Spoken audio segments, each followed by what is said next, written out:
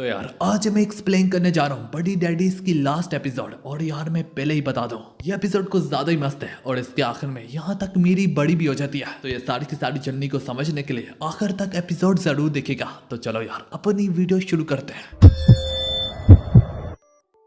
तो यार हमारी एपिसोड की शुरुआत एक खुशगवार सुबह से होती है, जहाँ पे इस बार काजुकी से भी पहले रे और मेरी ब्रेकफास्ट बनाने के लिए तैयार होते हैं। कि बनाने के बाद यहाँ तक काजुकी को पसंद भी आते हैं। इसके बाद काजुकी और रे मेरी को डे केयरिंग छोड़ने को जा रहे होते हैं। लेकिन उस दौरान काजुकी स्नो को देख के कहने लगता है, जब हम पहली बार मेरी को अपने साथ लाए थे उस वक्त भी स्नो बरस रही थी। मेरी को हमारे साथ रहते हुए साल हो रहा है। अब काजुकी मेरी से पूछने लगता है, ओए मेरी क्रिसमस में तुम क्या प्रेजेंट चाहती हो? तो मेरी आगे से कहने लगती है, आप फिक्र मत कीजिएगा, मेरी मामा ने पहले से ही सेंटा को बता दिया कि मेरे लिए क्या लाना है। तो अब दूसरे सीन में काजुकी और मेरी समेत डे केयरिंग पहुंच जाते हैं। पे में सैना काजुकी और से पूछने लगती है, ओह इस बार मेरी की मदद नहीं आई, वैसे क्या वो क्रिसमस पार्टी पे आएगी? तो काजुकी यहाँ पे इनकार कर देता है। ये सुन के मेरी हिरांगी से कहने लगती है, क्या क्या मामा क्यों नहीं? तो काजुकी अब बहाना बनाते हुए कहने लगता है, ओह इसकी वजह क्योंकि सेंटा क्लॉज ने तुम्हारी अम्मी को बुलाया है, वो उसके साथ मिलके गिफ्ट बांटेंगी। पर मेरी को दुख आने लगता है कि उसकी मदर उसका गाना सुनने नहीं आ पाएगी। अरे मेरी से कहने लगता है, जितना दम हो उस गाने में लगा देना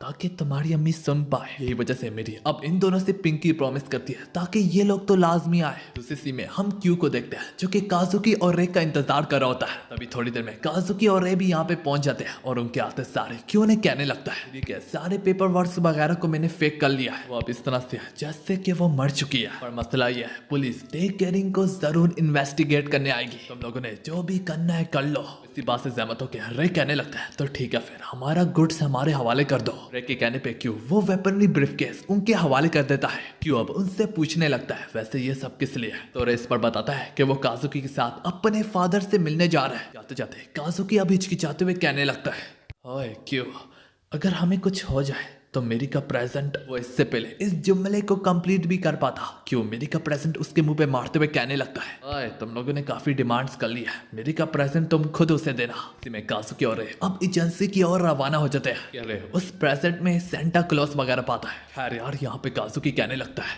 चाहे हम दुनिया के जौन से मर्जी कोने में भी चले जाए, ऑर्गेनाइजेशन का साया हमेशा से हम पे मंडलाता रहेगा। तो मैंने सोचा है इससे पहले वो हम पे टूट पड़े, क्यों ना हम उन पे टूट आए। अब देखते देखते रे पूछने लगता है, ओए काजुकी क्या तुम्हें सेंटा पे यकीन है? तो काजुकी इस पर कहने लगता है, मुझे तो अपने पेरेंट्स का चेहरा तक याद नहीं है, उन्होंने मुझे जिंदगी में कभी भी कोई सेंटा वेंटा प्रेजेंट नहीं दिया, जिस वजह से मैं यकीन नहीं रखता। तो रे भी उसके जवाब में हाँ में हाथ डालते हुए कहने लगता है, मेरा भी यही हिसाब है, मगर मेरी यकीन रखते है शुरू से जब से हम उससे मिले हैं, तो इस वजह से मैं सेंटा के कपड़े पहन के उसके पास जाऊंगा।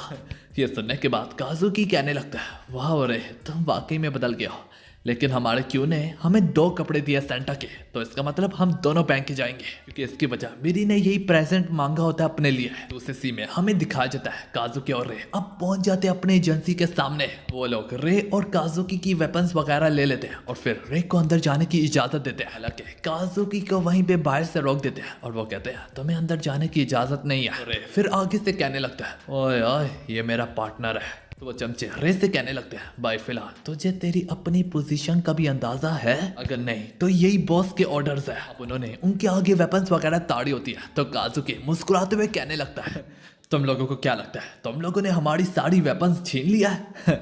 तुम्हारे सामने जो बंदा खड़ा है वो चलती फिरती वेपन है। ये कहने की देर होती है क्या बरे देखते देखते उन सब के सब पे टूट पड़ता है। स्मार्ट पीट में काजुकी भी उसका हाथ बटा रहा होता है। और बस इसी में काजुकी और अपनी गाड़ी में सवार अब एजेंसी के अंदर दाखिल हो जाते हैं। अब ये एजेंसी एरिया में मेन हेडक्वार्टर तक भी ये बात पहुंच जाती है कि इन्फ्लेटेटर अंदर घुस आए हैं। काजुकी और चूं गाड़ी में सवार आगे बढ़े होते हैं तो उस दौरान उन पे काफी ज्यादा फायरिंग भी हो रही होती है। जब ओगिनो स्नाइपर शॉट से उनकी पूरी की पूरी गाड़ी बेकार कर देता और तब तक काजुकी और मेन हेडक्वार्टर के सामने पहुंच जाते हैं, जहाँ पे उनका स्वागत काफी ज्यादा गन फायर से किया जाता है। पर काजुकी और स्मोक ग्रेनेड्स वगैरह का यूज करके उन पे बाड़ी पड़ के आगे बढ़े होते हैं। अलग अलग दिशा से एनिमीज के आने की वजह से वो दोनों भी बिछड़ जाते हैं। देखते ही देखते काजुकी अपने सामने ओगिनो को पाता है। ओगिनो एज यूजुअल काजुकी की गन गिरा के उस पे बाड़ी पड़ जाता है, पर काजुकी को बचाने रे वक्त पे ही ओगिनो पे टूट पड़ता है। फिर ओगिनो अब रे के पीछे हाथ धो के पड़ जाता है। दोनों के दोनों कवर में जाके एक दूसरे पे फायरिंग बरसा रहे होते हैं। रे कहता है मैं सिर्फ यहाँ पे बात करने आया हूँ अपने फादर से। ओगिनो उसे ट्रेटर करार देते हुए बस उस पे हमले करता चला जा रहा होता है। वो कमीना यहाँ तक रे पे भी बाड़ी पर होता है, इसमें कोई शक नहीं, ये एजेंसी का सबसे स्ट्रॉन्गेस्ट हिटमैन है। ओगिनो काजुकी पे गन ताड़ते हुए कहने लगता है काजुकी क्या तुम्हें तुम्हारे आखिरी अल्फाज मालूम पड़ गए? काजुकी उसे यहाँ पे बोलने लगता है ओए जब तुमने मेरी की मदर की जान ली थी, तुमने मेरी की मदर के आखिरी अल्फाज को नोट करने की जिम्मेदारी मुझ पे सौंपी थी, और अगर तुम वाकई में सुनना चाहते हो तो मेरे पीछे आओ। ये कहते हुए काजुकी यहाँ से भागने लगता है। भागते भागते काजुकी किचन में पहुंच जाता है। काजुकी के हाथ में वेपन नहीं होती तो वो किचन में जो सामान हाथ में लगता वो फेंकता चला जा रहा होता है ओगिनो की तरफ, और तब तक ओगिनो काजुकी के पैर पे शूट करके उसे उसके घुटनों पे ले आता है। ओगिनो फिर उससे सवाल पूछता है तो अब बताओ उसके क्या आखिरी अल्फाज थे? तो काजुकी उसे बताता है उसके आखिरी अल्फाज उसकी बेटी का नाम था मेरी। ओकिनो ये सुन के कहने लगता है मुझे पता चला काजुकी तुम्हारी भी वाइफ थी जो कि अब तुम्हारे साथ नहीं रही, और उसके दर्द में तुम अभी भी तड़पते हो। क्या तुम एक सकूनदे जगह ढूंढ रहे हो अपने मरने के लिए? अलबत्ता काजुकी सिलेंडर को आगे रखते हुए कहने लगता है मैं तुम्हें अपने साथ लेके मरूंगा। लम्हे में रे ओगिनो पे पीछे से नाइफ से वार करता है। ओगिनो डॉज करते हुए बैक पंच रे के मुंह पे मारता है, बाद वो एक और वार रे के पेट में करता है। जो जो ही उठने लगता है वो घूमते हुए अपनी लाश से उसकी वेपन को उड़ा के फेंकता है। ओगिनो हैंड टू हैंड कॉम्बैट में भी रे से ज्यादा पावर रखता होता है, और बस वो इसकी जान लेने को जा रहा होता है। यूं ही इस सुनहरे मौके से फायदा उठाते हुए काजुकी उससे पीछे से नाइफ से वार करने में कामयाब हो जाता है। तब भी वो सरिया घूमते हुए काजुकी के मुंह पे एक पंच मारता है, और तब तक रे उससे अपना सर फुल जोर से मारता है। गिरते गिरते ओगिनो उसी नाइफ पे जा गिरता है जो कि काजुकी के हाथ से छूटी होती है, और इसी के साथ उसकी मौत हो जाती है। हाँ यार लगभग इन्होंने पूरे हेडक्वार्टर को खाली कर दिया है। जब से बाहर निकलने के बाद काजुकी पूरे किचन में आग लगा देता है। तो उसी सीन में हम देखते हैं काजुकी ने अपने पैर पे फर्स्ट एड लगाई होती है, और फिर यहाँ पे रे बोलता है काजुकी यहाँ से मैं अकेला जाऊंगा क्योंकि हमने बाहर गेटवे को भी सिक्योर करना है, एक गाड़ी को लेके तुम पे छोड़ता हूँ। काजुकी को अपना पिंकी प्रॉमिस याद दिलवाते हुए कहने लगता है फिक्र मत करो मैं जिंदा लौट के आऊंगा। फिर रे रूम एंटर करते हुए कहने लगता है बॉस मैं ऑर्गेनाइजेशन को छोड़ हूं। तो रे का डैड उससे बोलता है मैं इसे कबूल नहीं करता, ये तुम्हारा मकसद है कि तुम इसी ऑर्गेनाइजेशन के बॉस बनोगे। वो इस बात को पूरी भी कर पाता। रे उसकी बात को काटते हुए फिर से कहता है मैं ऑर्गेनाइजेशन छोड़ रहा हूं क्योंकि उसका फादर रे पे शूट करने को जा रहा होता है। इससे पहले रे ने उसके हाथ पे शूट कर दिया होता है, पर उसका डैड उससे वार्न भी करता है अगर तुमने मुझे मार दिया ऑर्गेनाइजेशन कभी भी तुम्हारा पीछा नहीं छोड़ेगी, और उनका भी नहीं जिनसे तुम प्यार करते हो। काजुकी यहाँ पे बोलने लगता है मैं इस दुनिया में जिंदा हूँ क्योंकि आपने मुझे सरवाइव करना सिखाया, इसके लिए मैं दिलों की गहराइयों से आपका शुक्रगुजार हूँ। और शायद से मैंने ऐसी कोई जिंदगी गुजारी भी होती जिसमें मैं इस ऑर्गेनाइजेशन का बॉस बन जाता, पर मैंने कुछ नया जाना, वो फैमिली था और प्यार था।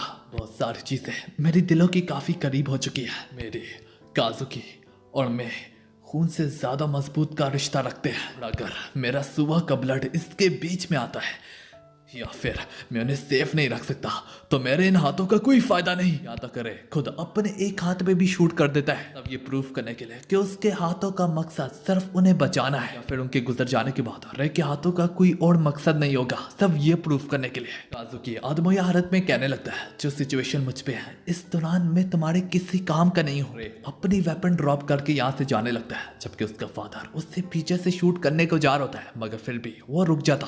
और काजुकी उसकी हालत ये देख के चौंक जाता है। रे उससे कहता है फिक्र मत करो ये हालत मैंने अपनी खुद की है। काजुकी और रे गाड़ी में बैठ के यहाँ से जाने लगते हैं। दूसरे सीन में हमें दिखाया जाता है मेरे की क्रिसमस पार्टी शुरू हो जाती है, जहाँ पे मेरी गाड़ी होती है, सबके पेरेंट्स आए होते हैं मगर मेरी अपने पेरेंट्स को नहीं पाती। देखते देखते मेरी नोटिस करती है काजुकी और रे अभी अभी हॉल में एंटर किया है सेंटा के क्लॉथ में। देखने के बाद मेरी को काफी खुशी होती है और वो पूरे जी जहाँ से अब गाने लगती है। हाँ यार गाना गाने से फारग हो जाने के बाद मेरी फौरन से जाके काजुकी और रे को गले मिलती।